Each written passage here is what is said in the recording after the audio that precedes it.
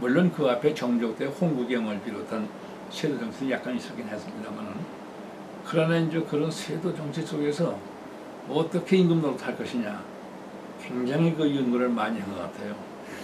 그래서 이분이 그 각신, 그러니까 신하들 대신들이죠, 강요신하, 이렇게 얘기할 적에는 백성들의 어려움을 진실로 알고 있는가, 백성들이 지금 원하고 있는 게 무엇인지 알고 있는가, 백성의 현장을, 생활 현장을 알고 있는가 말이에요. 이렇게 본인이 체험한 내용을 가지고 이렇게 토론을 해요. 그러니까 대신들이 그런 거 봤나요? 그러니까 철종의 얘기를 따라가서 묻는 것이죠. 그렇게 하면서 얘기가, 내가 지금 들어와 보니까 여러 강요들이 이렇게 말을 주고받고 싸우고 하는 거 보면 결국 국시보다는 당론의 구의결점을 찾고 있단 말이에요. 그러면 이 나라라는 것은 당론에 의해서 통치가 되는 게 아니라 첫째도 국시고 둘째도 국시단 말이에요. 그 국시를 바로 세워야 된단 말이지. 그러면서 자기 당의 논리만이 옳고, 그 다음에 자기 당의 주장만이 양보할 수 없는 것이라고 이렇게 옹고집어 세운다면 나라는 어디로 갈 것이며 백성은 어떻게 할 것이냐. 이제 이러한 증론을 피면서 이래서는 안 된다. 그러니까 이제 그 철종께서도 그 세도 정치가 이렇게 대단하게 펼쳐지시니까 크게 꺾긴 어렵잖아요. 그러니까 어떻게든 달래가지고서 화합을 이루자. 이래가지고 이분이 고심 끝에 이제 스스로 쓴 것이 사화론, 네 가지의 화목하는 길. 그래서 보면 첫째는 원형이정, 원형이정이란 말은 그 천도지상이라고 그래요. 하늘이 움직이는 바로 그 궤도란 뜻인데, 그래 거기에는 추나 추동의 뜻도 되고 동서남북 뜻도 있고, 그 다음에 생성, 그 다음에 그 익어서 가을, 그 다음에 겨울에 떨어지는 이러한 천지의 순환 원리가 있어요. 그러니까 임금이라는 것은 봉행천명자다. 임금이라는 것은 하늘의 명을 받들어 행하는 자다. 바로 원형이정의 바탕을 두고서, 그래서 원형이정 사화 아니겠어요? 그러면 사람은 어떻게 할 것이냐? 인의예지를 바탕으로 해서 인의예지라고 하는, 그래서 그 왜 맹자의 그 사단설에 측은지심은 뭐 인지다뇨 이렇게 나오지 않습니까? 그래서 그 사람의 본질을 또 인의예지 네 가지로, 그 다음에 가정윤리랑 사회윤리 어떻게 할 것이냐. 그래서 이거 효제 충신, 그러니까 부모한테 효도하고 나라에 충성하고 이웃 간에 화목하게 지내고 부엇 간에 신뢰, 신의 사회 만들자. 이제 이런 것을 비롯해서 그런 것은 뭐 어느 왕조고 다 주장했던 것이에요.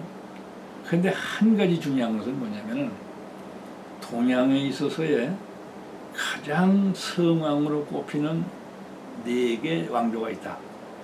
요순시대 것이 있고, 그 다음에는 치산치수를 통해 가지고 백성들을 편입해냈다고 하는 하나라 무왕의 시대가 있고, 그 다음에 7년 그 대한 가뭄을 극복해서 백성을 잘 살게 했다고 하는 은나라 시대의 것이 있고, 그 다음에 봉황새가 날아올 정도로 이렇게 성군이 나타난 주나라 시대가 있다. 그래서 이 네 개 왕조에 거기에 화라고 하는 원리가 바로 그런 왕조를 만들었다. 그래서 이러한 선왕들의 모형을 우리가 받아들이자. 이건 지금까지 우리나라 대통령들도 그런 것을 한 적이 없어요.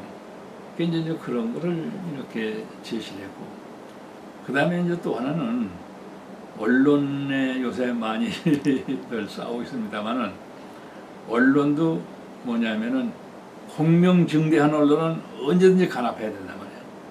그 다음에 편파적인 언론은 언제든지 비판할 수 있어야 된단 말이에요. 그래가지고선 이렇게 편파적인 것이 있다든지, 그 다음에 나라에서 제시한 공적인 의논사항을 그냥 피투성이가 되는 상태에서 싸워서 배척하려고 하는 세도정치란 뜻이죠. 이제 이런 것은 제거해야 된다. 그리고 그 소인배들이 그렇게 생각하고 있는 그런 행동은 지양해야 된다. 이제 이런 것을 이 간접적인 우회적으로 그 안동 김씨들의 그 세도 정치를 이게 무마하기 위한 그런 걸 우회적으로 이제 표현했다든지 뭐 이러한 내용을 보면 그 철종이 참 그 기본적으로는 대단히 그 좋은 인간적 자질을 가지고 있었던 분이라고 생각이 되어집니다. 그런데 이제 그분이 어려서부터 국내에 갇혀서 왕제 교육만 받았더라면 그러한 의미의 철종의 인간상이 드러났을까?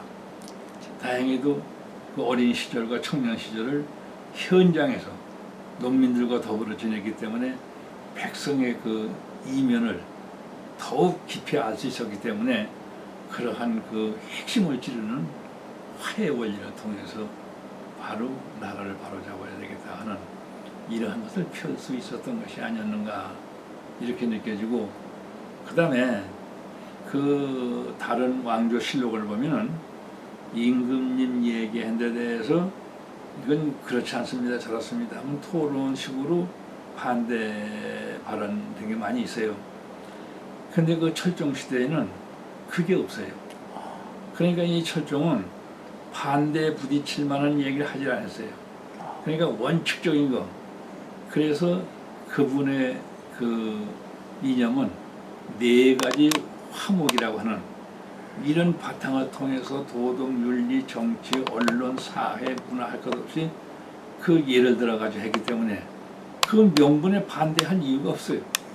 그렇기 때문에 그 철종의 그 사화론이라는 것은 우리가 한번 이렇게 참 폭넓게 검토를 해보면은 새로운 것을 찾을 수 있지 않을까, 이러한 그 욕심이 생겨서 그래서 요즘에 제가 그 철종의 그 실록 이것하고 그 철종의 그 열성 어제 실려 있는 그것을 좀 이렇게 좀 깊이 살펴보느라고 시간을 좀 보내고 있습니다. 예, 아무쪼록 그걸 이번 여름 중에 잘 정리하시고 또 발표를 하십시오. 감사합니다. 예.